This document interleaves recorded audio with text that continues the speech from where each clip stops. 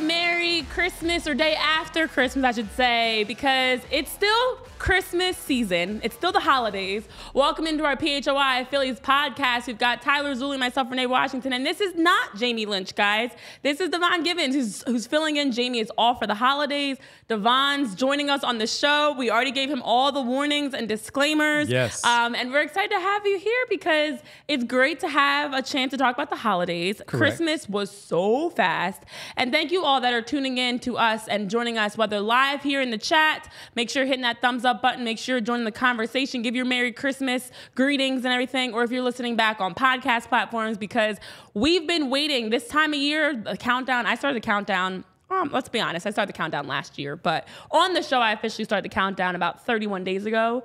And I've been counting us down to Christmas, and I'm sad to say Christmas came and went, but it's still the holiday season, Devon. Yeah. I believe in from Thanksgiving all the way to like January 15th.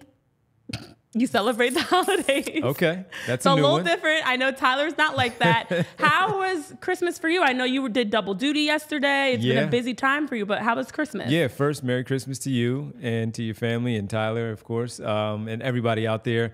Yeah, I was, so yesterday hung out with the kids, and that was great, my 3 daughters. Aww. So had a chance to hang out with them, little guy, all that great stuff. It was fantastic. They wound up doing their thing after I had to leave to do Eagles at 4 o'clock with Bo, which was fun. Quick pregame, watch the Eagles, do postgame with Bo after that weird football game that we all witnessed. And then I did Sixers also. So yes, that was my day, but it was fun to be here. And I'm accustomed to doing things on Christmas Day with being around the Sixers for as many years as I have been, and them having Christmas Day games. So it all worked out well. It was a pretty fun day. But now I am excited to be here with you. It's the first time I get a chance to work with you.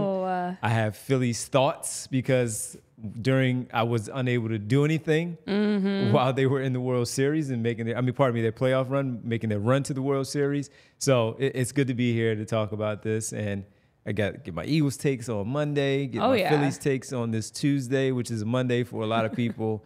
I'm happy to be here. Christmas was good, though. It was good. Yeah, it sounds like basically you have a lot that you've been holding back on. You're ready to unleash and share. Yeah. And we'll definitely get into that today. So I'm excited to hear your takes on the Phillies because it's always interesting to me when we have a chance, whether it's a guest or someone like yourself join the show, and we all are kind of saying the same things. And we haven't talked about it. We're not talking about this, backstage or whatever you guys may think. Yep. This is us just being on the same page. But in terms of Christmas, what a fun day it was. A little crazy on the sports side. I mean, the Eagles, and I know you had your chance to talk Eagles yesterday, and I've been ranting and raving with my family. We were watching all the games yesterday, going from channel to channel. We had the TVs going.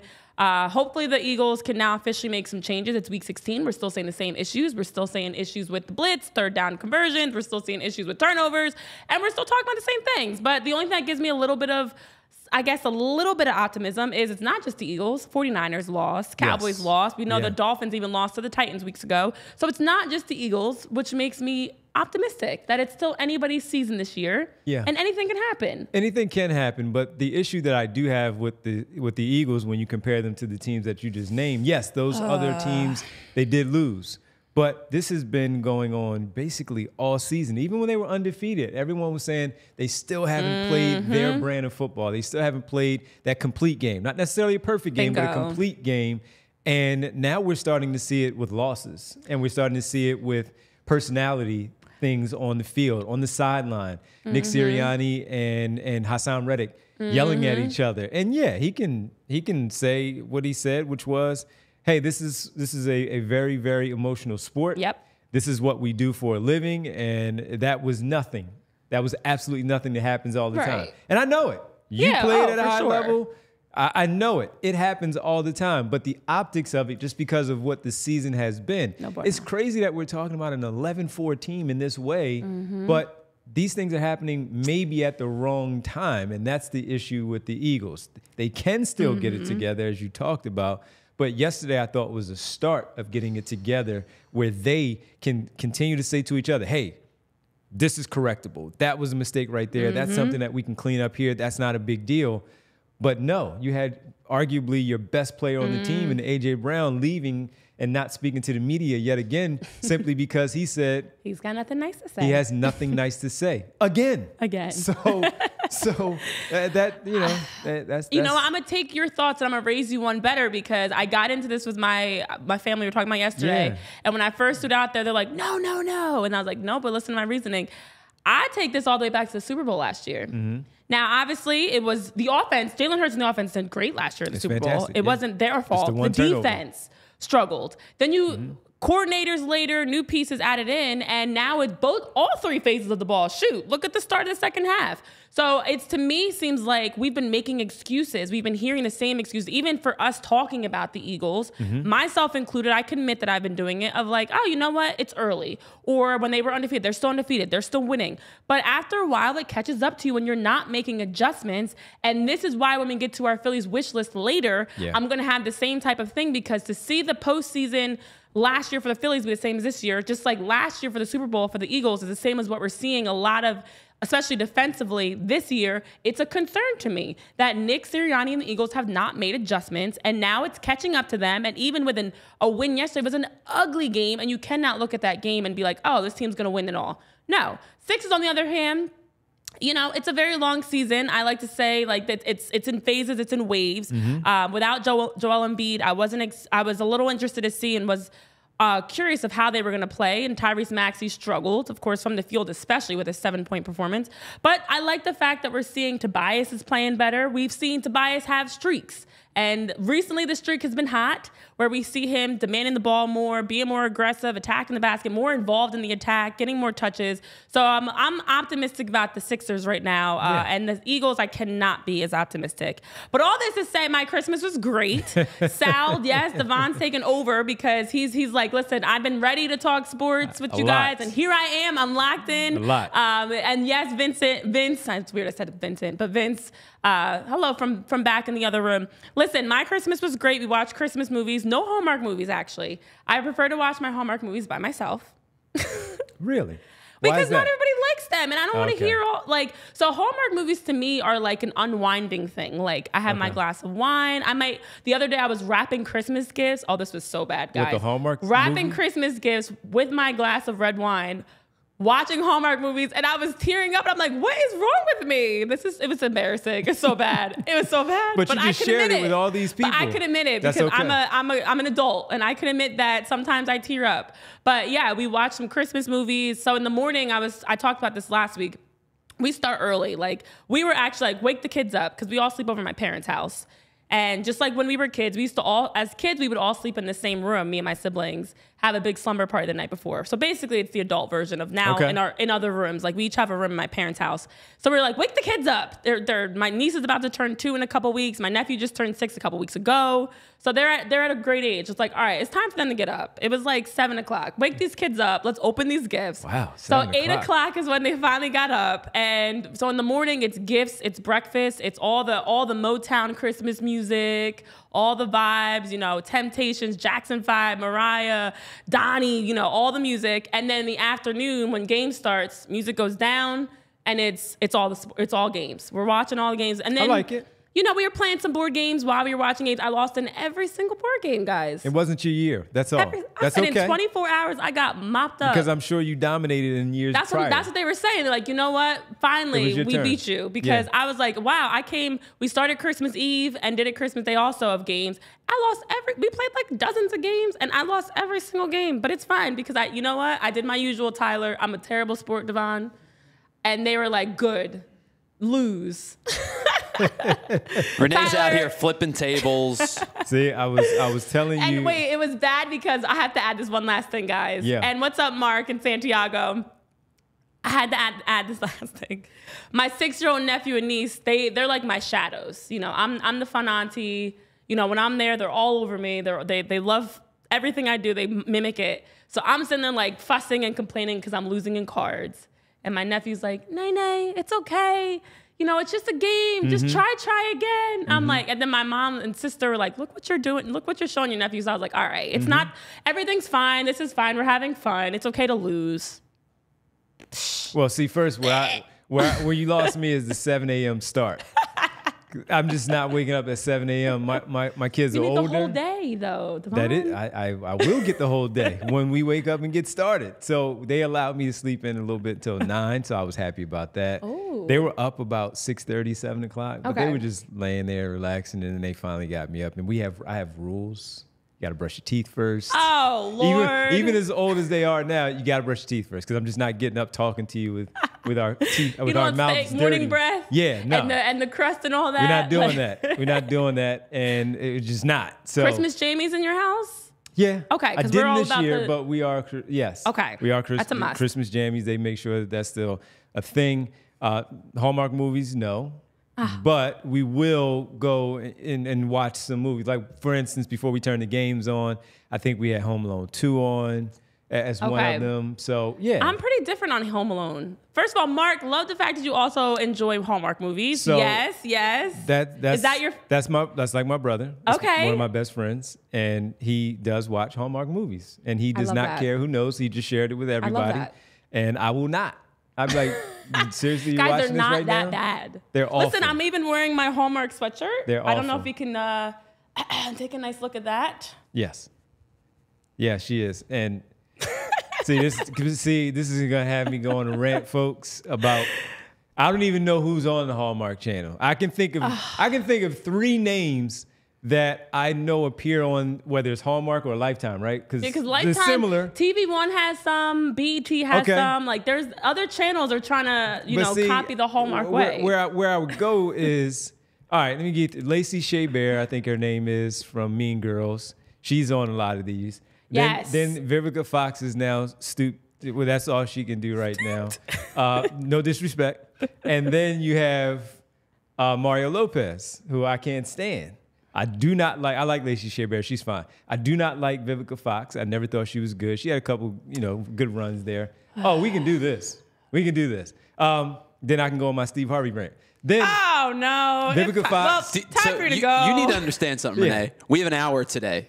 Me and Devon used to have 4 hours together most nights. And Tyler is bad enough. These rants were something. I always battle Tyler enough because his birthday's tomorrow, and I'm like, what are you doing for your birthday? It's your birthday month. You're supposed to do something all December. He's a chill birthday like I am. And you guys doesn't are make a very big deal similar about with it. this. Yeah. So you're not on the Hallmark train. So then I go to Mario Lopez, and then I just lose my mind. And he did the Colonel Sanders, whatever channel it was on, it was just ridiculous. But I just can't get into those movies. In the past, I had to watch those movies, and then I got away from that. And I even thought in that moment they were bad, but you had to just bite the bullet and do it. And then eventually I was like, I'm not doing this anymore because these are really, really bad. They're awful. Listen, Hallmark Channel, Awful. If you need somebody to help promote your I channel, will promote be it. that person. I will promote it. I have, and actually for pay me. Christmas, my family got me some Hallmark Channel stuff. Like I got a new mug. So thankfully I didn't get the mug in our White Elephant gift exchange because I got a nice tumbler. That's a cool. I meant to bring it in today, but I still got my pink one. I'll bring it in another day. I got some Hallmark channel bingo. I know Vince had told me about it before, and ironically, my family got me like a bingo book for Hallmark movies. I love it because it's the one thing in this world, one of the things in this world that is predictable. I think it's all mental for me. And now that I'm saying it, I'm like, this is probably pretty sad.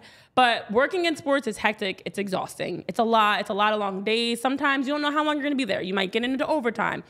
And not even just working, even as a sports fan, you have letdowns. Looking at like the Eagles-Seahawks game, that last minute of the game, probably got some gray hairs from it. Mm-hmm. Like you never know what's going to happen. Okay, life in general, time is just flying. Look at us. I mean, we were talking about your girls earlier before the show. They're grown. They're not little kids anymore. Time is just flying by. But Hallmark is the one thing. Okay. For me, it's like that consistency. I know don't what I'm knock gonna it. get. I know how long I'm gonna be there. It's gonna be an hour and a half, 2 hours. It's gonna be fluffy. I might shed a tear. I'm gonna be cheering for the show, for the main character. I'm gonna love the fact that in 3 days they're gonna fall madly in love. I even watched the Hallmark movie. Here's one for you. With time travel, where the man and the woman were in like 70 years apart in time, but she was time traveling. They fell in love, and he decided to uproot his whole life to live 70 years later to be with the one he loved after having one whole day with her. He went and fast forwarded 70 years, left his whole life. And look, but like those that's things real to me, for a lot of people. So I can't sit there and knock I can't knock the plot because that storyline. I know I'm sure there are a lot of people who feel So that many. way. They look back and they're like, I messed up on that one. I missed out on that You one. miss out. You might find somebody and fall in love in 4 days in a small town somewhere and Sometimes it decide to doesn't leave take your very big long. corporate job It to doesn't. go. It doesn't. But listen, I know Axe Monkey, you're talking about your Phillies wish list already. Santiago is one of the people that always is inviting me on dates and everything. Yeah, we've got a Santiago few. just told me to move my laptop so I can protect myself. Thank you. I appreciate it. I'm good, though. I mean, you can't really tell how it's positioned, but I got you. Yeah, it's the camera angle. Yeah. But listen, you guys, as you're here, let us know what your thoughts are on Christmas movies, because that's where we are. It's December 26th. Tomorrow's Tyler's birthday, so we'll be doing some birthday-specific things. But today we're focusing on Christmas a little bit. So I hope everybody's had a great Merry Christmas and has had a chance to enjoy some downtime, enjoy some great movies. I like watching there's so many Christmas movies that come out. I was just watching one with Ludacris the other day.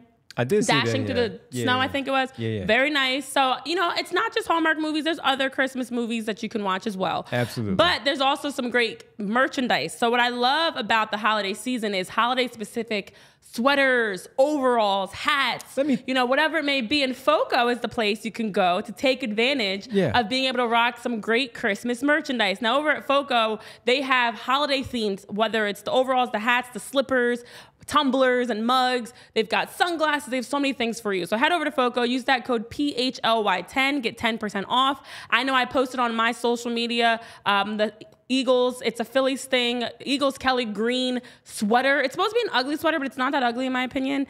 And that was right from FOCO. So definitely head over to FOCO, take advantage of all the holiday deals that they have, and also take advantage of our code. PHLY10 gets you 10% off of your merchandise, whatever it is you're looking to purchase.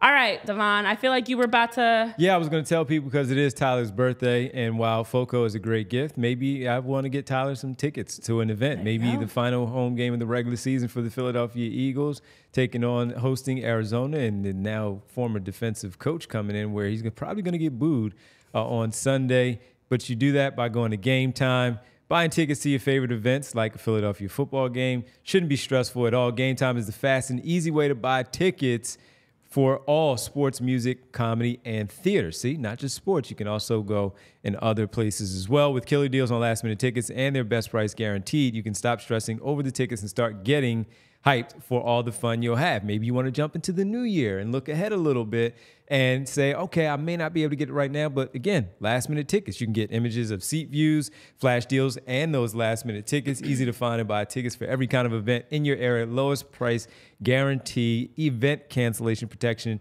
job loss protection, etc. Get images, once again, of your seat before you buy so you know exactly what to expect when you do arrive. Buy tickets in a matter of seconds. 2 taps, and you're all set. Tickets are sent directly to your phone, so you never have to dig through your email. It's a pain in the butt. Wi-Fi, going to the place wherever you're going. You might not connect, and then you're like standing in line looking like a crazy person there. Guess what? Easy. You don't have to dig through your email because it's right there, sent to your phone on the app. Tickets make great holiday gifts. As Renee said, January 15th. That's the family side. January 15th, so you still have time to get some tickets for your loved ones. Snag those tickets without the stress with Game Time. Download the Game Time app, create an account, and use code PHLY for $20 off your first purchase. Terms apply. Again, create an account and redeem code PHLY for $20 off. Download Game Time today. Last-minute tickets, lowest price guaranteed. Listen, while you were doing that, and yes, I was one of those people that did not use the Game Time app because my parents have season tickets and my dad is old school and just sent me the tickets. He at least emailed them to me, I should say. So they weren't the printout that I normally get when I went to a Sixers game. And I was fumbling in the cold out there trying to look cute. And I had to look for my tickets and couldn't find them. And the Wi-Fi was janky because there's a million people there at the same time. So yeah, Game Time app does really help. But while you were also doing that, Tyler was tapping away like a mad dog over there. And I was curious what you were doing. And apparently Tyler decided to put together a whole Hallmark Mad Lib. Wow, that's fast. Mad Libs used to be so much fun, by the way. And I considered trying to put one together. They were great. I considered trying to put one together for the Phillies, and I didn't have the energy to do it. But now I'm feeling inspired again. Maybe I should do it. So, Tyler, What are we supposed to do with this? So here's your Hallmark movie ad lib for 98% of the Hallmark movies ever in existence. Jeez. Person from insert small town moves to insert large town and has insert corporate job that is hectic. Wait, it's usually backwards. Oh, okay. I'm sorry. Let me let the story finish. My bad. They moved away. I'm jumping right? ahead. I'm sorry. Yes. Person goes home for the holidays and re-meets old friend who is now does insert small town job, and they are dashingly attractive now. Person from large city falls in love with person from small town and quits big time job to work in insert second small town job. You forgot there's always some sort of a plot twist. There's a conflict at some point. Because usually the corporate person's there to like shut down the family business or to like somehow tell people, like lay people off. Like there's something that they've been sent to that small town to do. And that's why they end up getting mad because like, how could you not tell me, Joe Schmo, who's now extremely handsome, that I've known ever since I was 5. And now I'm upset with you and I'm going to go back and not talk to you for like 2 more days. And then all of a sudden, I'm going to get like this Christmas magic that makes me realize, oh, wow, you're the person I love. And then the movie always ends with a kiss or like the Christmas tree lighting or something like that. Yeah. Well, there's also been some other Christmas magic that's happened, guys. And it's not just in our households. It's also with Jose Alvarado. And I love this because we first heard about Jose Alvarado in the postseason in terms of his family situation. And I remember being in that moment kind of surprised because it was casually just dropped into the broadcast that Jose Alvarado hasn't been with his family for a couple of years. And Santiago, no, I apologize. I'm not coming to Arkansas anytime soon. But maybe... she's not. She's just not. Maybe for Jose Alvarado and his family, shifting back to that, maybe, just maybe, it was a little bit of Christmas magic that helped them out just a couple weeks ago as he was finally reunited. Now, Jose's the guy, he's making friendship necklaces for everybody and bracelets, and he's Mr. Lovable, and I feel like he's such a nice guy. You saw him in the clubhouse with tequila bottles, and he's always bringing just a big smile to his face. So when I casually heard during the broadcast in the postseason that he hasn't been with his family, he's trying to get them to be able to get their... documentation to come from Venezuela, it was heartbreaking. And then it was heartwarming a couple days ago to hear that he finally got to spend Christmas with his entire family. His dad, his brother, and one of his children have already been living in the States, but now his mom, his sister, and his other 2 kids have finally been able to come from Venezuela.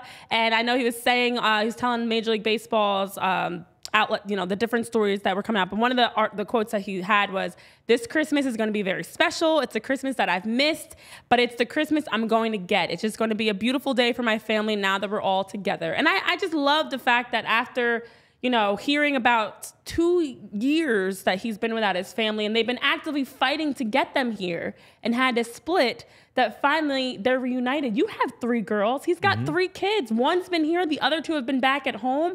I can't even imagine what that's like to finally have your family all together in the same area code and be able to see them and hug them and talk to them and be with them. I remember one specific moment. It was a screenshot after, I don't know if it was the clinching at the end of the regular season, whatever. I don't remember what point of the season it was towards the end there.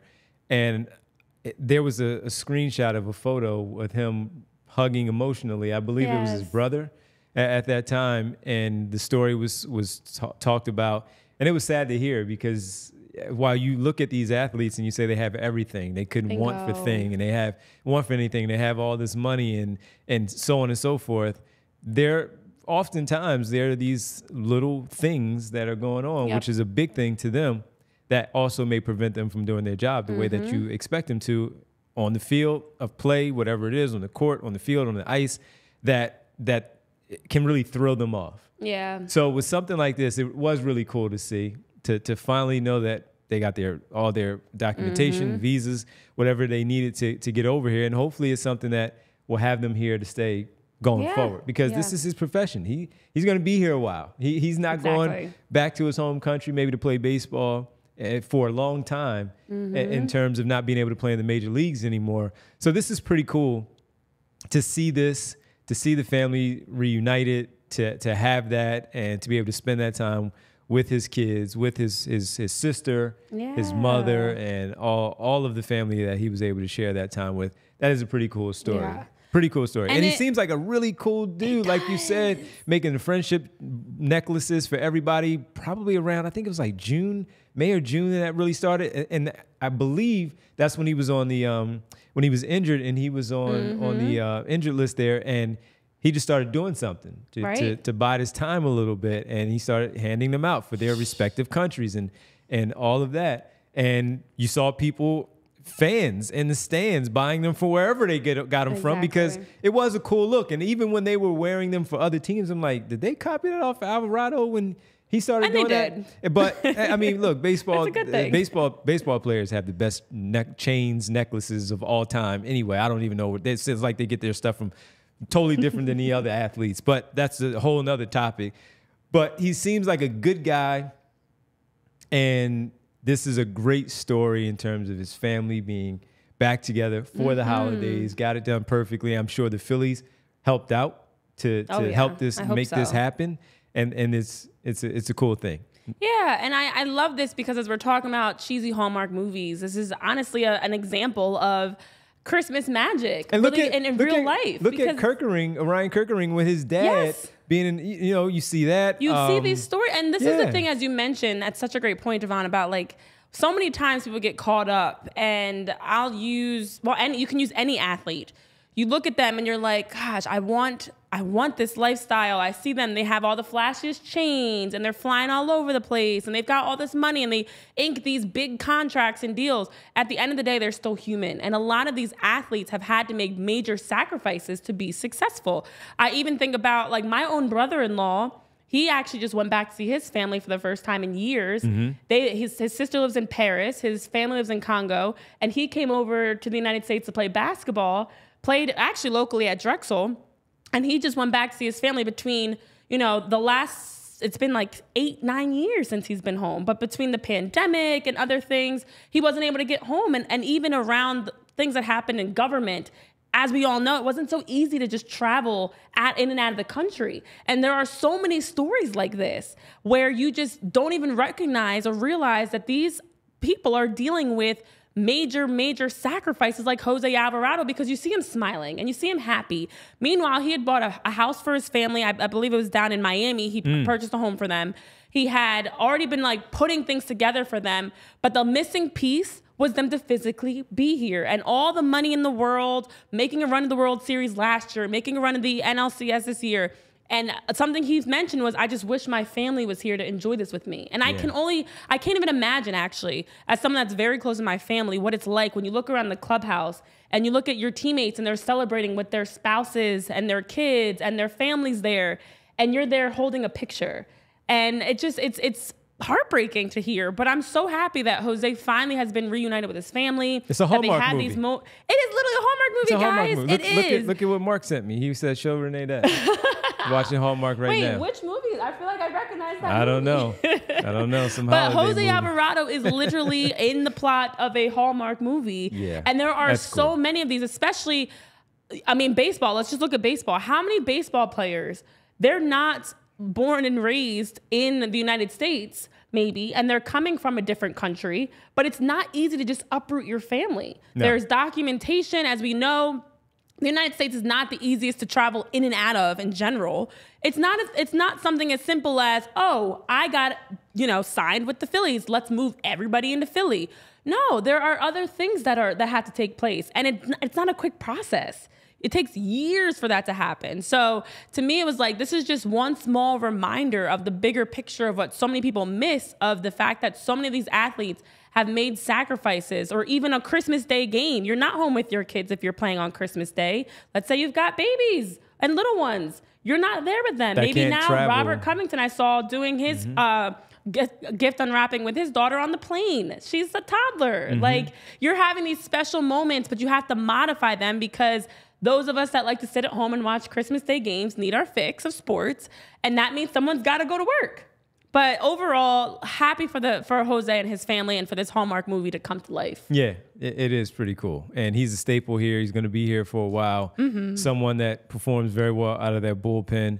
To have his family here, again, maybe that's something that eases him even more going forward with the job that he does, knowing that that's one less thing on his mind that he has to worry about when he's in these big time pressure moments in a game, which he thrives in and comes into these games and closes them out. Maybe this is something that will really take him to another level of already a very good reliever and something that he can really thrive to be one of the great relievers in the game. Yeah, and I want to clarify. I know Santiago, apparently we're having a fight here now. It's what's happening with our relationship, our fake relationship.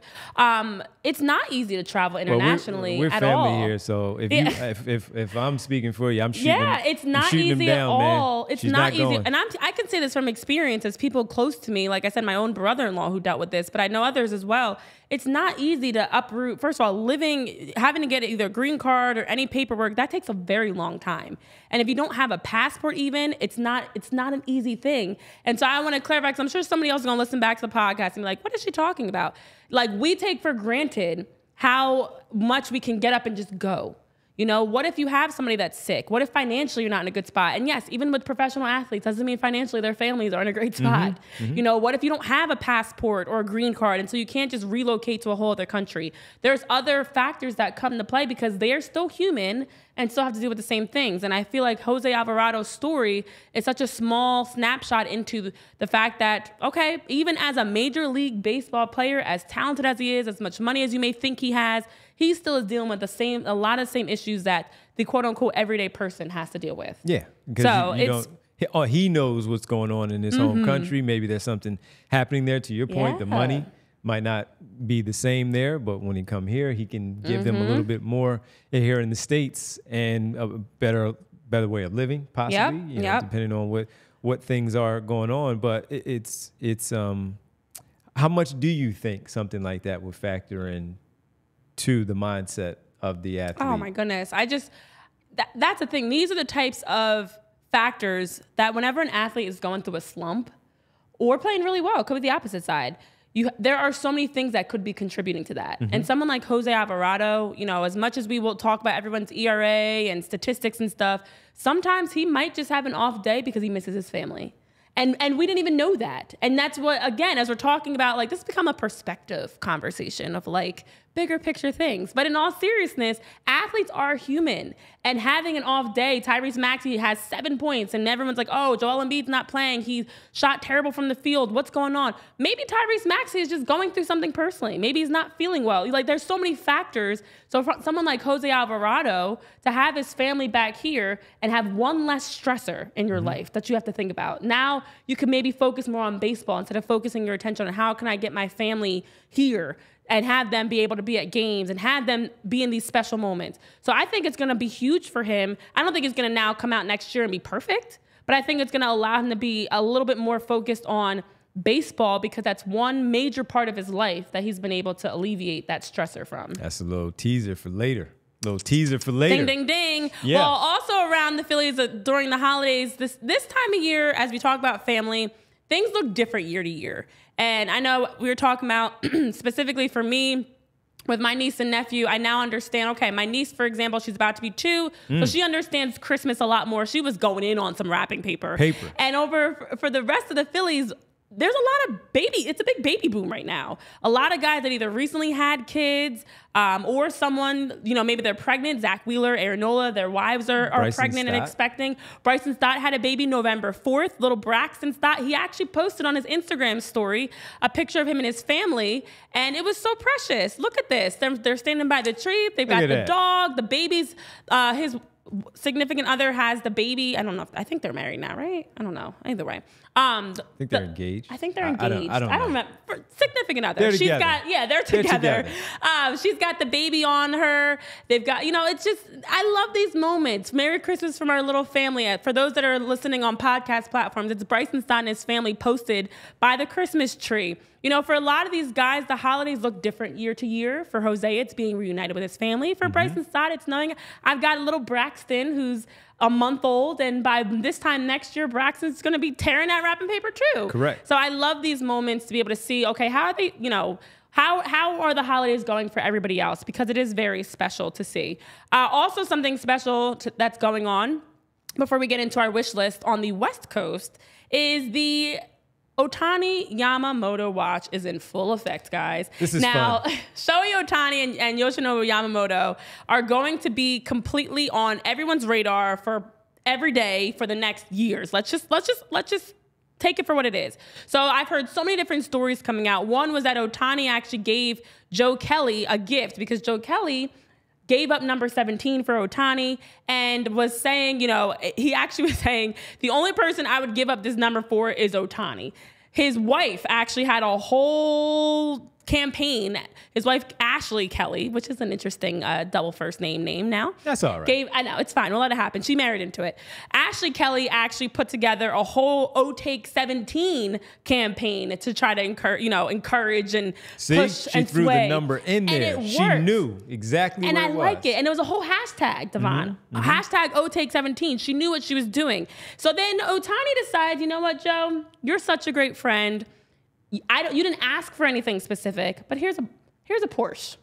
Here's keys to, and somebody showed up to his house. This is what there was a video. It's a beautiful car. Showed up to his house and said, "It's yours." He wanted to gift you a Porsche. I'm so broke. I don't even know if it's Porsche or Porsche because I've heard people say both. But he gave this man a whole Porsche. Now he gave it to him or the wife? Because when I saw it, okay, I thought it was for Ashley, not him, because she was the one, as you said. But what's yours is with mine, the right? Yeah, that's her gift. That's her gift. Not when it comes to the Porsche, it's not.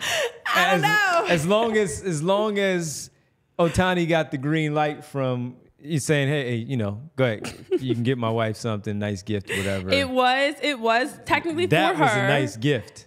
Yes, very nice. Very nice. Listen, Joe gets the gift of saying, and he's got when a roster Ohtani spot. He's got a roster spot for the rest of his career as long as Ohtani's on that roster. Bingo. I was going to say, now Joe gets the ability to say when Ohtani gets inducted into a Hall of Fame. Like, I gave my number to a Hall of Famer. We shared the same number. I helped him be more comfortable coming here. Yeah. And now his wife, Ashley, can say, and I helped him here. Here's my keys jingling to my new Porsche as a result of it. I mean, I love that.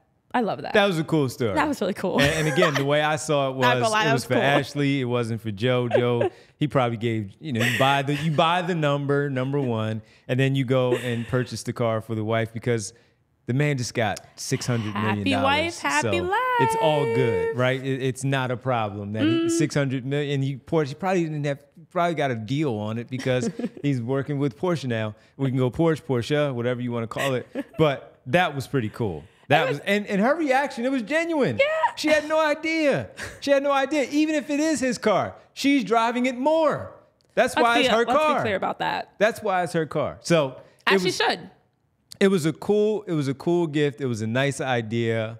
And again, he's gonna have a roster spot as long as Ohtani is there as long as he can get away with it, just because of this. But yeah, how disappointed were you? How close did you think? And again, I watched you, Jamie, Ty. I watched the show. How close did you really believe Yamamoto was to coming here? Not that close. Not that close. I mean, listen, the fact that Yamamoto's name was thrown in, the Phillies' names were thrown in for Yamamoto as one of the 7 teams gave me a 2% sliver of hope. And they were tears. We saw there were tears. Yeah.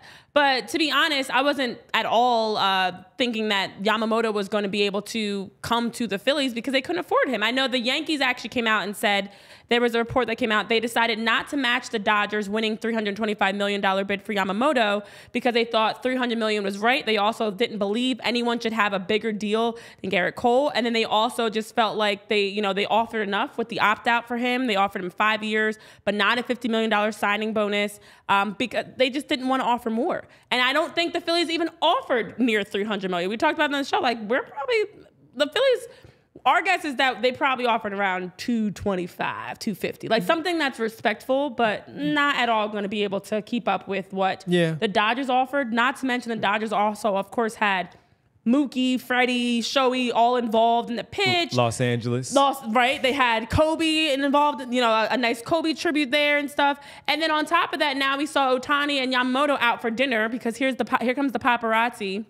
following them for every move. We're going to get updates on where they get their hair cut, when they go to the dentist, where Ohtani takes his dog that he finally named. So the two of them did go out to dinner, and they went out in LA for a nice meal with celebrity chef Nobu Matsuhisa, if I said that correctly. Okay. And that's out in Beverly Hills. And look at them. Look at that. Devon, this is basically me and you. Like, we need to go out and have a nice... We're basically, on the same level of, hanging out in Beverly Hills. I don't know if anybody's going to take a picture. With a celebrity chef. I don't know if anyone's going to take a picture, but, we can, why might not? have some pull. Why not live that life? Chef. Just have a celebrity chef. Right here, there's a lot here in Philly. 5-star celebrity chef dinners. Tyler, is you as well. Oh, Maybe we're cool enough to be on that level of Ohtani and Yamamoto. 100%. And they didn't have to pay for a thing, I'm sure. I think we're gonna probably have to pay. That's all you just give a nice, pretty tip. No, but look, you saw it right away. Ohtani going to, as if he wasn't in Los Angeles already, but he goes to the Rams game. That's what I said too. Oh my gosh. They're like, oh, show Shohei. Yeah. Okay, but the breath of LA, and he's like, you know what I'm saying? My only defense for that is because the Angels and Dodgers, it's like the Clippers and Lakers. Yeah, but you were still. It's not in the city. same. But he was arguably the best player in the entire state. So it's not like again, he was playing for the lesser team, but he was there. And he had the opportunity to get those same free tickets to go to the Rams game. He just didn't. Or get the Puka Nacua jersey. Right. He just didn't. Out there throwing. Like he listen. He shouldn't be throwing, right? No, he should not be. He should not be. But listen, he's on an LA tour like he wasn't already in LA. He's already and I don't understand that fully, but apparently because and I know even Rob Parker when he was on the show was saying the Dodgers are king for LA, they're the team, but that still doesn't make sense to me. If I'm Ohtani, right, but if I'm Ohtani, I'm kind of feeling some kind of way about that. Like it took me It's like somebody going from the Clippers to Lakers, and now all of a sudden you treat them like they're from LA. It's a big deal. That's a huge. It is a huge deal, but it's like, but what about when I was right here with the Angels? I wasn't getting the same treatment. It's a big deal. Now he can go to the Lakers I don't know. games. I think about it kind of like, I don't know. It feels like the dating world. Something feels a little off about it. Like now that I've leveled up, now all of a sudden you can treat me with, the red carpet treatment. Now Magic Johnson is going to get you those tickets to the Lakers games because Magic is the part owner. Did he have to sell any piece of that with the Dodgers because of the Washington football? No, I don't think so. So he can get you those tickets to that game because of the fact that you're playing for his Dodgers now. You can go to the Lakers and sit courtside now. Insane. Even though he probably did it at some point. Insane. Well, you know where else you can go to? Maybe not get the chance at courtside, but at least get that 5-star treatment. That's over at Rocket Money, because Rocket Money does a fantastic job of alerting you on your finances. I'm a huge fan as I use Rocket Money myself.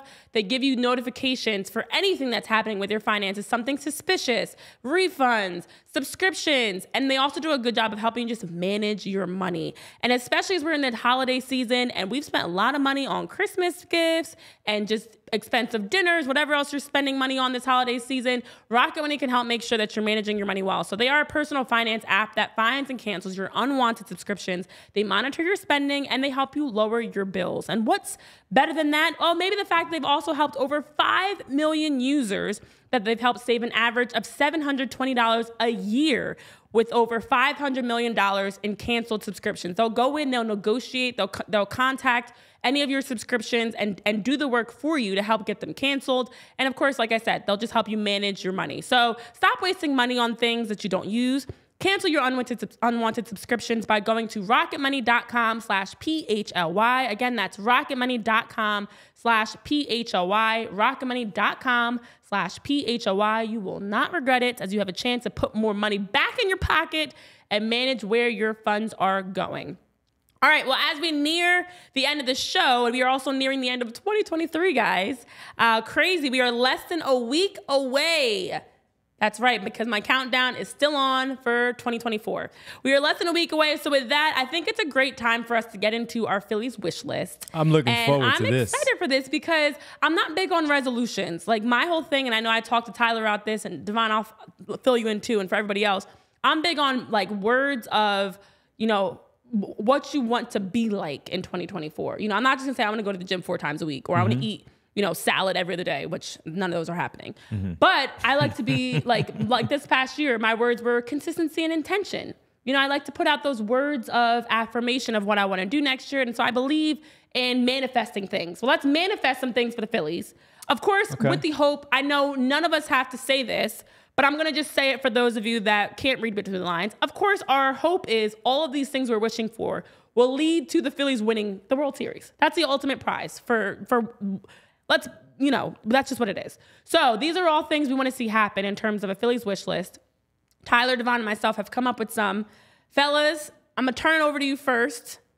Devon, I get the honor. First. You get to go start us off. What is one thing that you're wishing for the Phillies for next year? And honestly, for all of you guys, just a disclaimer, at least, well, I didn't talk to you guys about them. I don't know what your wish list items are. Yeah, you don't know mine. I don't know yours. And actually, I don't know mine fully yet either. I'm just going off the cuff. I'm going to start. All right, well, I'll start here. I'll start with Alec Bohm because year number 3, you saw the jump that both he and Bryson Stott took from their previous years where, young players moving on to the World Series, and they contributed very, very well. It wouldn't have happened without them. They were very, very good.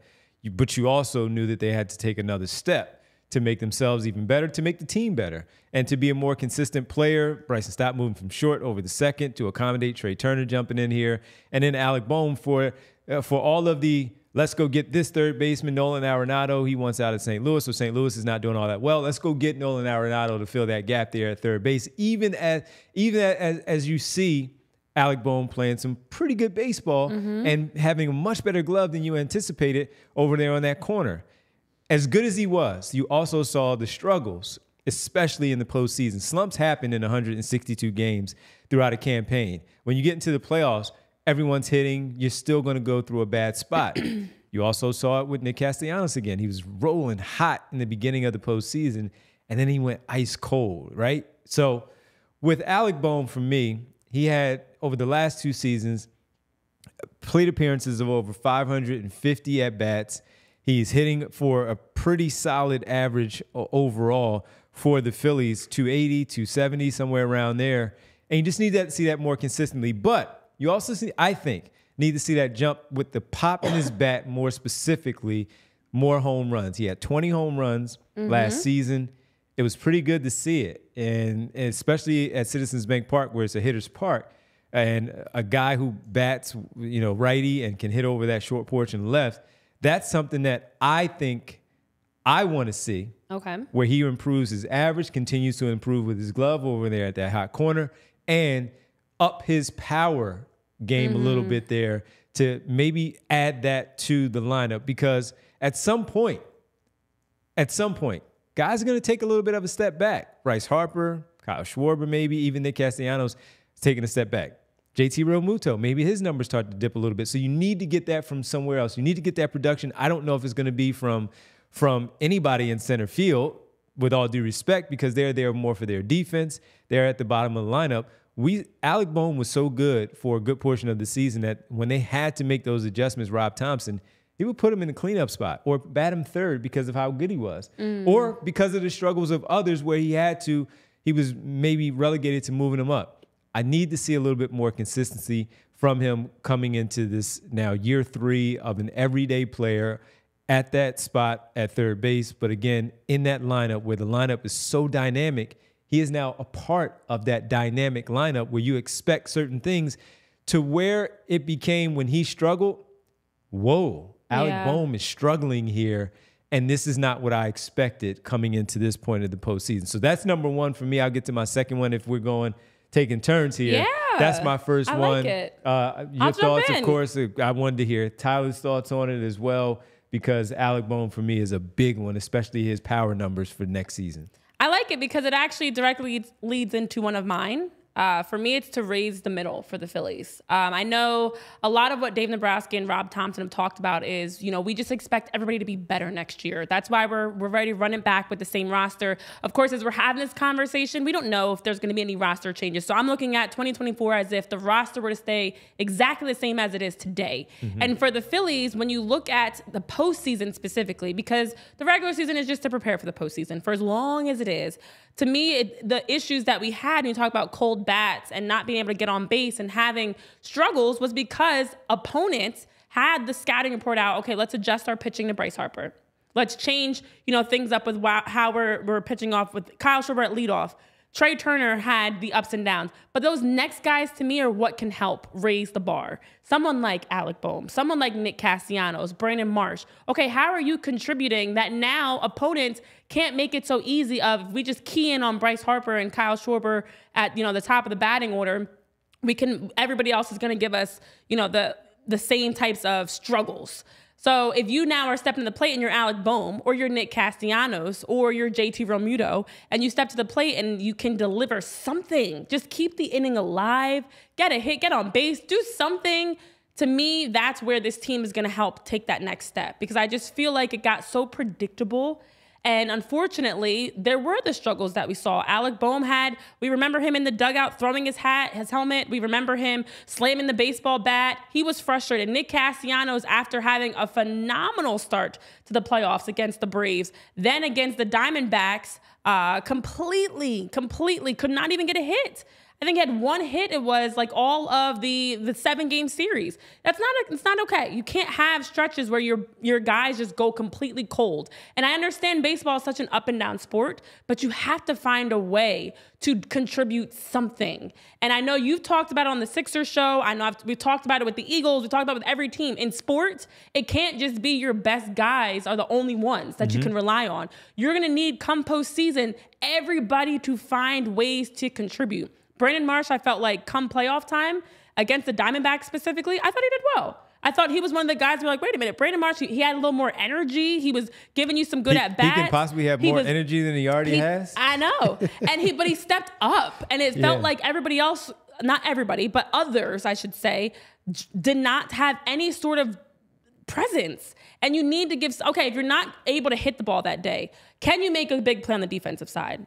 Can you do something that just helps your team to win games? So I would love if the Phillies do not even make another move for an outfielder piece or a better at bat, which I would hope that they do before the season begins or at some point before the trade deadline, even the Phillies middle of the roster, that part of your batting order, that's the stretch after you get through, of course, we're going to assume Kyle's going to continue to be lead off. But scrolling through the rest of the batting order, you need more. You just need more. The middle has to be better. And Davis said it, but I'm hoping, okay, what are you actually doing to get better? He said, we expect that they're going to have a complete season. Trey's going to have a complete season and not need to, of course, have that ovation that helped him lift up his game. Let's have a complete season. But I want to see that consistency from the start. So maybe now you're not having a slow start like we saw in 2023 where they were under 500, in the first 35, 40 games of the season. And it's like, wait a minute, you went from the World Series to losing a lot of games and completely a different team. So starting strong, I think, will help with that middle of the roster being at a much better spot for your batting order, I should say. The one guy I do trust in saying that with the middle is Bryson Stott, because even if he doesn't get a hit, he battles. He does. He ups that pitch count. And you need more guys like that are just going to be able to battle and just make it so that pitchers, especially, because I'm talking more specifically on the batting side. Yeah. Pitchers specifically can't have to just key in on Kyle, Bryce. Like that can't be it. And Trey. Right. And Trey, that can't be it. You need to have others that, okay, when you step up to the plate, they have to be alert. And the Braves have that. First up and down. All the way through, you're like, who's next? Until they face the Phillies in the postseason. Exactly. So that's thankfully. So that's where I would love the Phillies batting order to just strengthen in the middle, because I'm expecting guys like Johan Rojas, Orion Kerkering, the young guys, Mick Abel, the young guys to just have to continue to learn. But it's those middle tier guys, if we're talking in tiers. Not just, the youth factor, but they're not your superstars. They're somewhere in between that if you can get more out of them, I think this Phillies team is definitely going to be in a much better place come the postseason. All right. Well, check us out. Just playing one right off the other, Oh, because my first one today has to do with Brandon Marsh. And Brandon Marsh only had 96 at-bats against left-handed pitching in 2023, and justifiably so. His splits were terrible against left-handed pitching, where he hit 292 against righties and 229 against lefties, and he struck out 43 times in 96 at-bats against left-handed pitching. So here's my wish list for Brandon Marsh heading into 2024. It's a more and it's a less. And you go, Tyler, this no duh. But there's a justification behind this. It's more at-bats against left-handed pitching. You saw come playoff time that the rotation, that the lefty-righty split between he and Christian Pache, he and Johan Rojas does not work. You need an everyday. Whether Brandon Marsh is going to play center field or left field to start the year, you need him to be an everyday player. So I need more at-bats against left-handed pitching. And the only way you get more at-bats against any particular side of the any particular arm is to strike out less. And I think that his strikeout numbers get lost in the numbers a little bit because you talk about Kyle Schwarber's high strikeout rate. Nick Castellanos struck out. When Nick Castellanos strikes out, they seem to come in bunches. Brandon Marsh struck out 145 times last year. Like you don't expect him to be a guy. Man. Like he kind of gets lost in the shuffle of the pop. Because he's not a home run hitter. Like these guys that either strike out or hit home run type players that Renee, you talk about a lot. He struck out 145 times last year. That's 30.5% of his total at-bats ended in strikeouts. And it's due in large part to the fact that it's 43 strikeouts and 96 at-bats against left-handed pitching. So my first wish list in 2024 is for Brandon Marsh to get more consistent at-bats against left-handed pitching. But the only person who can dictate Brandon Marsh getting more at-bats against left-handed pitching is Brandon Marsh. Yep. And so that strikeout number needs to come down. And so that's how that scale balances. When the strikeout number comes down, the at-bats go up because Rob Thompson's going to have more trust in you as an everyday outfielder, whether it be in left field or center field. So my first wish list is a little bit more consistency in that lefty-lefty matchup for Brandon Marsh. Any preference defensively? Center field or left field? I think defensively, I'd prefer him to be in center to start the year because that means so that do I. And I don't, as good as Johan Rojas was, he scares me a little bit. And he's not going to be. He's not going to. His speed is outrageous, but he's gonna start off the season in the. I think you're right. I think he probably starts the year in Lehigh Valley, and because of that, I don't envision them acquiring a starting center fielder. But I still do hold out a little bit of hope that maybe they go and get a right-handed left fielder to be not an everyday starter, but closer to it. And that allows you to start Brandon Marsh in center, this player, player X in left, and Johan Rojas can get consistent at-bats in AAA until they feel that he's, markedly improved at the plate. Yeah, I know Dave in the chat is saying you want to see Marsh full-time and left. Welcome in, Dave, by the way. Happy holidays to you. But yeah, I think... as we're thinking through, there's a lot of things that are very minor, and that's what's exciting about this group. It's not major changes needed. needed. The lineup is good. Yeah, it's very minor things that we need to tweak. So with that, Devon, I'll let you go back to your next one. We go back to Jose Alvarado, but not him, solely him, the rest of the group, because the entire bullpen. Craig Kimbrell, he's gone. So he's not your closer. But it's more of a collective group thing here from Sir Anthony Dominguez, Jose Alvarado, and so many others. Orion Kirkering, where does he fit into all of this? Of the back end of the bullpen, because throughout the season, again, there are 162 games. So when you blow a save here, you blow a save here, you win so many games that, yes, those are the ones that really stand out. However, when you get into the postseason, everything is really magnified because we are all sitting on the edge of our seats, biting our fingernails, doing our rituals for superstitions, everything, because, they're driving me crazy. Now you got to bring this guy in where I'm a little afraid because the other guy, I can't put him in this spot.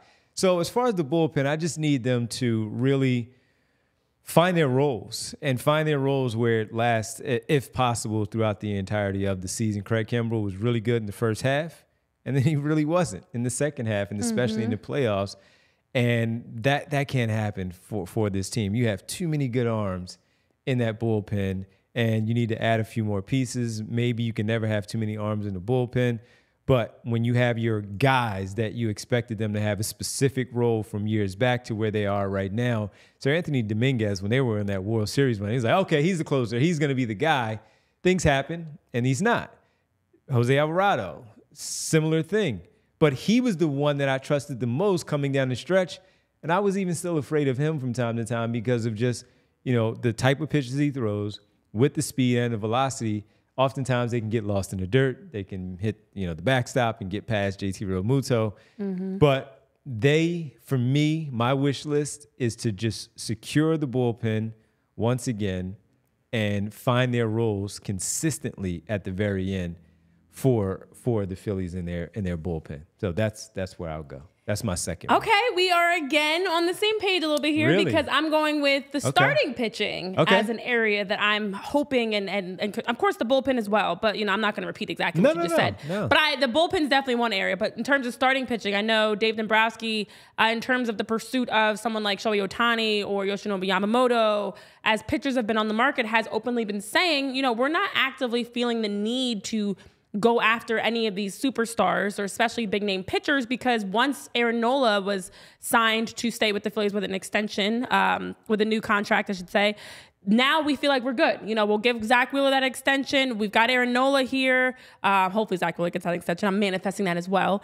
And we feel good with our starting pitching. So with that being said, if the management side feels good with the starting pitching, I would like to see more from the starting pitching. If this is the group you're going with, you didn't feel the need to go out and try to compete with the offers for Yamamoto around that $300 million, $325 million, then we need to see improvements in a lot of ways. Now, Taijuan Walker is the most obvious one. Could not see him in the postseason.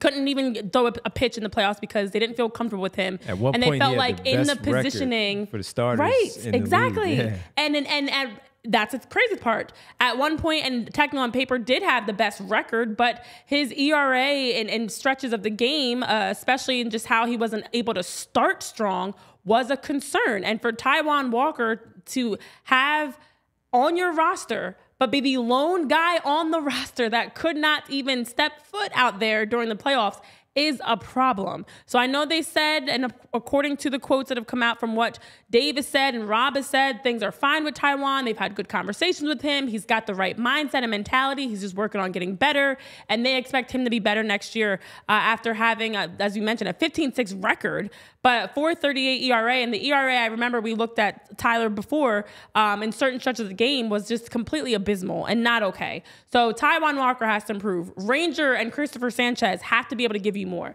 We know what we're getting from Zach Wheeler. We know what he brings as an ace. Zach Wheeler, hands lights out. Honestly, after that, I could be optimistic and say Aaron and Ranger and Christopher and Taijuan are going to be better.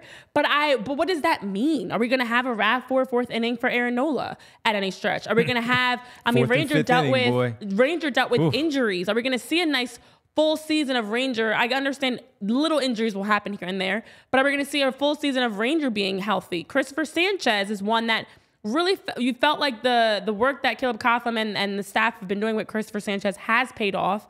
But 3.5 record, 3.44 ERA, and Christopher Sanchez was a guy that you saw late, obviously brought in. Okay, what does a full season look like for him? So there's a lot of question marks, and that makes me optimistic, but also very nervous at the same time, because there's still so much we have to see from them before we even get to bullpen arms. What are your starting pitchers going to bring outside of Zach Wheeler that we're not going to have the same issues we saw postseason, where we had the drop off of, pitching at one point, you're holding the Braves so they couldn't score a run. And then all of a sudden you're just giving out runs like Oprah's giving out cars. You can't have this change in your pitching. It starts with the starting pitchers. It definitely ends with your closers and whoever you're bringing in as relievers. But overall, pitching arms need to be better, because as we know, that's such a big part. And that is the one thing that the Phillies have as an advantage. One of the things they have as an advantage, that going into this upcoming season, regardless whatever other teams do, the Dodgers bringing in Ohtani and Yamamoto, the Braves continue to be the Braves, the Rangers, the Astros, whatever anybody else does, the Phillies have one of the best pitching groups in the league. But can they bring that every single game or the majority of the games, and definitely come postseason? I hope so. Yeah. That's my goal. That's what I'm looking forward to. Starting pitching in 2024 being the best in the league for the Phillies. They have to figure out that contract with him too. Wheeler, I'm saying. Yeah. You've got Aaron Nola signed. Let's get something figured out for an extension for Zach Wheeler. Tyler? Yeah, so you brought up some of the back end of the bullpen, or the back end of the rotation guys, and the one that I'm targeting the most. Do you guys know what happened on May 13th last year by any chance? So it's an arbitrary date in the 162 game season. But do you know what happened? Wow, Tyler. Do you know what happened on May 13th last year? May I 13th? weirdly feel like I remember that date. Do not. I do not. So on May 13th, Ranger Suarez made his season debut. He missed all of April. He missed the bulk of spring training, and you could tell it took Ranger Suarez a little bit of time to find a groove. You guys know how much I rave about Ranger Suarez. He's one of the guys that I enjoy watching pitch because he knows how to pitch. He's not the guy. His average velocity is about 92, 93. He doesn't have that wipeout slider or a devastating changeup. But the thing that I rave about Ranger Suarez is he just knows how to pitch. He's not a thrower. He's a pitcher. He understands pitch sequencing. He understands how to work backwards to guys that maybe, right-handed power hitters that know how to overpower 93 and stuff like not wipe out stuff. It's why I rave so much about Ranger Suarez, because when the moment is big, Ranger Suarez is cool and calm and collected because he knows how to pitch. What I'd love to see from Ranger Suarez this upcoming season, and this is out of his control, unfortunately, because you can't predetermined injury, is as close to 30 starts as possible. Yeah. Last year he made 22 and the ERA was at 4.1. 2 years ago he made 29 starts and the ERA was was below 4. It was at about 3.3. Ranger Suarez is a groove pitcher, and you're going to see him maybe struggle in spring training because he needs to get his groove and you need to get your legs and your wind. But the one thing with Ranger Suarez that I think would bode extremely well is a healthy offseason and a spring training where he can, kind of get his timing back and right, because Ranger Suarez is a paramount piece to the Phillies' success because he's a Swiss Army knife come playoff time. Yeah. He's the guy that you can start comfortably, and he's a guy that you can use out of the bullpen if you need comfortably as well. Now, that kind of piggybacks with Rob Thompson, and you got to let Ranger Suarez work a little bit. Yeah. But I understand that, you guys also know I'm a big believer in high leverage outs, and sometimes you just got to go to your guy that throws 101 and just let him cook. But I think having a healthy, ready to start the season Ranger Suarez, and a Ranger Suarez, again, you can't predict injury, but barring injury and missing substantial time, getting close to 30 starts, I think is super, super important to this Phillies team, especially because you were talking about Renee Taijuan Walker. I don't trust him. No, I and know. If it's hard to trust and him. if we're talking about Christopher Sanchez, he was awesome last year. He was like an unsung hero for this Phillies team. It's a guy heading into year 2. There's often, talks about things like sophomore slumps and things like that. If Christopher Sanchez takes maybe a slight regression step, which is possible. Again, he's another not soft tossing, but he doesn't throw overly hard left-handed pitcher who needs to rely on his spots and his stuff to kind of get things done. If Christopher Sanchez takes any sort of a regression step, I think that you really need 30, as close to 30 starts as possible from Ranger Suarez. Yeah, he's the key. There's 3 guys you really trust. He's the third. Yeah. Oh, for Bottom sure. line. For sure. Bottom line. Yeah, I mean, I don't know if you had 2 or 3 actually, but I had 2. Okay. I only had 2. I also, I figure I should probably turn my mic on. I also had 2. Listen, I have a long list, but it's fine because that's pretty on brand that you guys have 2 and I have like 10. But I think the biggest things as we're all hitting on is definitely, one, we need a nice, healthy, as close, like you said, Tyler, we can't predict it. Injuries happen. It's part of sports, but as close to a healthy rest of the offseason and then throughout the season for this roster, because you look at last year, Bryce Harper, Ranger, so many different guys that you had missed a big bulk of the season, especially the start of the season. So that sluggish start that we saw from everybody can be contributed to that. So I'd love to see a strong start from the Phillies. Everybody as close to healthy as possible. Zach and Aaron started off the last season in the first 10 games or so around a 5 ERA that they started in the first 10 games they started individually. Your starting pitching have a better start to the season. Your bullpen arms, let's see what Orion can do early on. Let's see, okay, Mick Abel, different names that we've talked about in terms of prospects and the young guys. Let's see what they can do. And then hope that Lord, I almost said the Eagles, but it's pretty on brand actually for that too, because it is like the Eagles. Hopefully the Phillies, much like we're struggling with the Eagles, can make those adjustments and make sure that come end of this season, we're seeing better Phillies baseball. I don't want to have it mirror what we've seen from the Eagles, where now we're in December and it's like, oh shoot, we're almost at the end of the regular season. we're not feeling too great, and we're just going to hope that things will click in time for the playoffs. Well, hopefully things click before the playoffs for the Phillies. Don't dig yourselves in a hole and be chasing the Braves. Don't have some of the same slumps that we did. Find ways to adjust out of those slumps and make sure that we can have a much more positive 2024. That's it, guys. That's all we need. That's all we need. That's all. And we're having this conversation. Look, even if they were bad, we would be talking about them, of course. But this is a good baseball team. And team that's gotten to the World Series, of course, the NLCS again for the second consecutive year, unable to advance, which they should have, but unable to advance. We're talking about this because they're good. They're still going to be good. Now, they have some hurdles. Dodgers, Braves, so many other teams that are really good out there. Some improvements being made. Arizona jumping up on people. Can they surprise again? But they're good. And that's why we're discussing the way that we're talking about. You may have 10, like you said, and while we only have 2, but it's because they have a lot of talent on this baseball team. They have a manager that generally I think most people trust and respect him for his decision-making. When you have 162 games, you're going to challenge what they do as a coach or a manager. But I think for the most part, people really trust what Rob Thompson does. We're talking about it again because they're good. Correct. And we expect them to be good. And we expect them to make another run. They should. And they absolutely have the talent alone to be able to do that. And that's where I like to just reiterate over and over again, we're not talking about major changes needed. Yes, I know Dave is in the chat saying, you know, things that are needed in terms of additions to the roster and changes. Could not agree more. Could not agree more that they could use more bullpen arms and more outfielders, more guys that can just give you solid at-bats. But in terms of the current roster, if nothing else were to change, the Phillies have a roster talented enough to be able to go the distance. But it's a matter of, can the Phillies make those tweaks as we get into a new year and we make some changes? Can they make some changes that allow them to actually achieve that and get over that hump in terms of, you know, getting back to the World Series and seeing and winning a title? So that's, of course, the end goal for all of us. But as we are nearing the end of 2023, we are so far away from World Series talk and postseason talk for baseball, as we're still in off-season talk. So for those of you that are tuning in, thank you so much for joining us live. If you're listening back on podcast platforms, we appreciate you as well. We will have live episodes all week as we continue to unpack the close of the year. And for those... Just a reminder, Devon, thank you for joining us as Jamie's off for the holidays. Devon's been he's been on every show. Yeah, I've done literally except for Flyers. Except for Flyers. I love that for you. Yeah, so just making your rounds. I love that. I love that.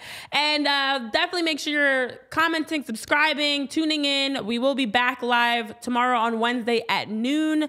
And then we have a 10 a.m. show Thursday, as well as a nice and early show Friday. So getting you guys kicked off for 2023 as we continue to wrap up. It's our Phillies Wrapped as we continue to look back at the year and look ahead to 2024. So for Tyler, Devon, myself, Renee, have a great rest of your Tuesday.